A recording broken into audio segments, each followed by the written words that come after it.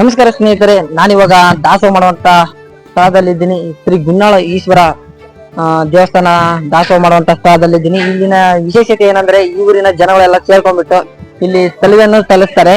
ಹಾಗೆ ಇಲ್ಲಿನ ದಾಸೋಹ ಬಗ್ಗೆ ಒಂದು ಸ್ವಲ್ಪ ಮಾಹಿತಿಗಳನ್ನು ನಿಮ್ಮ ಮುಂದೆ ಹಂಚಿಕೊಳ್ಳುತ್ತೇನೆ. ಇಲ್ಲಿನ ವಿಶೇಷತೆ ಈ ಊರಿನ ಹಿರಿಯ ನಾಗರಿಕರ ಕಡೆಯಿಂದ ಇದು ದಾಸೋಹ ಬಗ್ಗೆ ಮಾಹಿತಿಯನ್ನು ತಿಳಿಸ್ಕೊಡ್ತೀನಿ, ಬನ್ನಿ.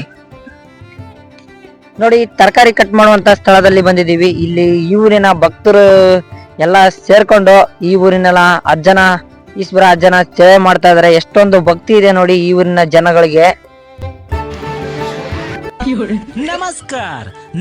ಏನು ಅರ್ಥವೇ ಆಗ್ತಿಲ್ವೇ ಈ ಕೇಸು? ಎಳೆ ಮಗು ಆಗಿದ್ದಿದ್ರೆ ಓಕೆ, ಏನಿದು ಏನು ಗೊತ್ತಾಗ್ತಿಲ್ಲಪ್ಪ, ಗೊತ್ತಿಲ್ಲ, ಈ ಅರ್ಥ ಆಗ್ತಿಲ್ಲ ನನಗೆ. ಈ ಒಂದು ಅದ್ಭುತವಾದ ಕ್ಷಣಕ್ಕೆ ಭಾರತವೇ ಸಾಕ್ಷಿಯಾಗಿದೆ. ಹಲೋ ಗೈಸ್, ಇಲ್ಲಿ ನೋಡ್ತಿರುವಂತ ನೋಡಿ ಎಷ್ಟೋ ಜನ ಸಾಗರ ಕೂಡಿ ಬಂದಿದೆ. ತರಕಾರಿ ಎಷ್ಟೋ ಜನ ಕಟ್ ಮಾಡ್ತಾ ಇದ್ದಾರೆ ನೋಡಿ. ಕೆಲವು ಜನ ತರಕಾರಿ ಕಟ್ ಮಾಡ್ತಾ ಇದ್ದಾರೆ, ಕೆಲವು ಜನ ತರಕಾರಿ ಕಟ್ ಮಾಡಿರೋದು ಎತ್ಕೊಂಡೋಗಿ ಇಕ್ತಾ ಇದ್ದಾರೆ ನೋಡಿ. ಎಷ್ಟೊಂದು ಭಕ್ತಿ ಇದೆ ಈ ಈಶ್ವರ ಅಜ್ಜನ ಮೇಲೆ ನೋಡಿ ಗೈಸ್. ಹಂಗೆ ಇನ್ನೇನು ಊಟ ಮಾಡುವಂತ ಅಡಿಗೆ ಮಾಡುವಂತ ಸ್ಥಳ ತೋರಿಸ್ತೀನಿ, ಬನ್ನಿ ಸ್ನೇಹಿತರೆ. ಹಿಂದ್ಗಡೆ ನೋಡ್ತಿರುವಂತ ಸ್ಥಳ ಗುನ್ನಾಳ ಗ್ರಾಮದಲ್ಲಿ ದಾಸೋಹ ತಯಾರಾಗುವಂತ ಇದೇ ಸ್ಥಳ ನೋಡಿ. ಅಕ್ಕಿ ಎಷ್ಟು ಕ್ವಿಂಟಲ್ ಹೋಗಿದೆ ಅಂತ ಎಲ್ಲ ತಿಳಿಸ್ಕೊಡ್ತೀನಿ ಈ ವಿಡಿಯೋ ಮುಖಾಂತರ, ಬನ್ನಿ.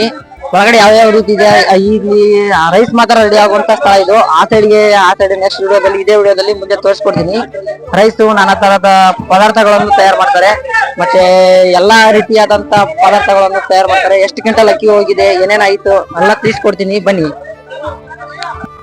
ಹಾಯ್ ಗೈಸ್, ಇನ್ನೇನು ಒಳಗಡೆ ಬಂದಿದ್ದೀವಿ. ಕೆಲವು ಜನ ರೈಸ್ ಆಗಿದೆ, ಅದನ್ನ ಬಸಿತಾ ಇದ್ದಾರೆ. ಕೆಲವು ಜನ ಇನ್ನು ರೈಸ್ ಆಗ್ತಾ ಇದೆ ಇನ್ನೊಂದು ಪಾತ್ರೆಯಲ್ಲಿ, ಅದನ್ನ ಬೇಯಿಸ್ತಾ ಇದ್ದಾರೆ ನೋಡಿ.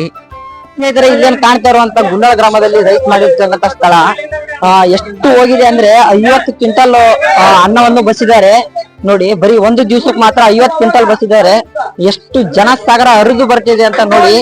ಇನ್ನು 2 ದಿನ ಇರುತ್ತೆ ಪ್ರಸಾದ. ಇವತ್ತು ಒಂದೇ ದಿವಸಕ್ಕೆ 50 ಕ್ವಿಂಟಲ್ ಹೋಗಿದೆ. ಇನ್ನು ಮರುದಿನ ಎಷ್ಟು ಹೋಗುತ್ತೆ ಅಂತ ತೋರಿಸ್ತೀನಿ, ಮರುದಿನ ಮತ್ತೆ ನೋಡಿ.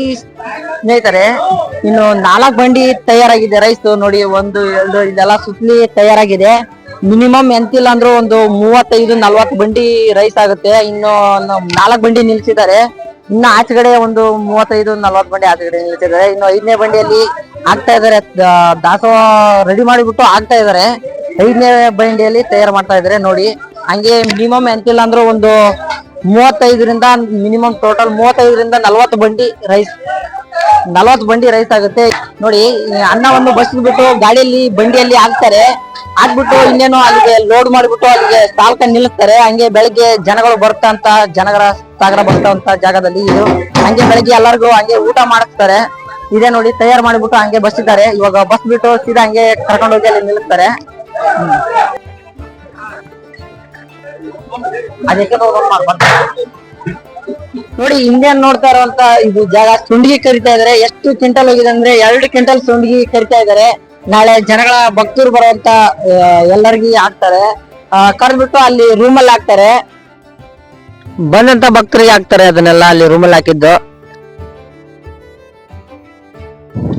ಇನ್ನೇನು ಸಾಂಬಾರ್ ಮಾಡುವಂತ ಜಾಗದಲ್ಲಿ ಯಾವ ರೀತಿ ಇದೆ ಅಂತ ತೋರಿಸ್ಕೊಡ್ತೀನಿ, ಬನ್ನಿ ಗೈಸ್. ನೋಡಿ, ಸಾಂಬಾರ್ ಕುದೀತಾ ಇದೆ. ಇನ್ನು ಎಷ್ಟೊಂದು ದೊಡ್ಡ ಪಾತ್ರೆ ಇದೆ, ಇವ್ರು ತುಂಬಾ ಮಾಡ್ತಾರೆ. ಇನ್ನು ಸ್ವಲ್ಪ ಮಾತ್ರ ಬೇಳೆ ಮಾತ್ರ ಬೇಯಿಸ್ತಾ ಇದಾರೆ ನೋಡಿ. ಈ ಊರಿನ ಜನರು ಎಷ್ಟೊಂದು ಭಕ್ತಿ, ಎಷ್ಟೊಂದು ಶ್ರದ್ಧೆಯಿಂದ ಮಾಡ್ತಾ ಇದ್ದಾರೆ. ನಾಳೆ ಬೆಳಿಗ್ಗೆ ಬರ್ತಕ್ಕಂತ ಭಕ್ತರಿಗೆ ಮತ್ತೆ ಈಶ್ವರ ಅಜ್ಜನ ದಯದಿಂದ ಎಷ್ಟೊಂದು ಜನ ಸಾಗರ ಹರಿದು ಬಂದಿದೆ ನೋಡಿ. ಇಲ್ಲಿ ಹಂಗೆ ಆ ಸಾಂಬಾರಿಗೆ ಇನ್ನು ತರಕಾರಿ ಏನು ಹಾಕಿಲ್ಲ, ಇನ್ನು ತರಕಾರಿ ಎಲ್ಲ ಹಾಕ್ಬೇಕು. ಇಲ್ಲಿ ಪಕ್ಕದಲ್ಲಿ ಹಂಗೆ ಬದನೆಕಾಯಿ ಪಲ್ಯ ಮಾಡ್ತಾ ಇದಾರೆ ನೋಡಿ. ಈ ಜನರು ಏನ್ ಎತ್ಕೊಂಡ್ ಬರ್ತಾ ಇದಾರೆ ಅಂದ್ರೆ, ಆಗಡೆ ಅಲ್ಲಿ ಹಿಂದೆಗಡೆ ಏನ್ ತೋರಿಸ್ನಲ್ಲ, ಕೊಬ್ಬರಿ ಪುಡಿ ಮಿಕ್ಸಿಗೆ ಹಾಕ್ಬಿಟ್ಟು ಎತ್ಕೊಂಡ್ ಬರ್ತಾ ಇದಾರೆ.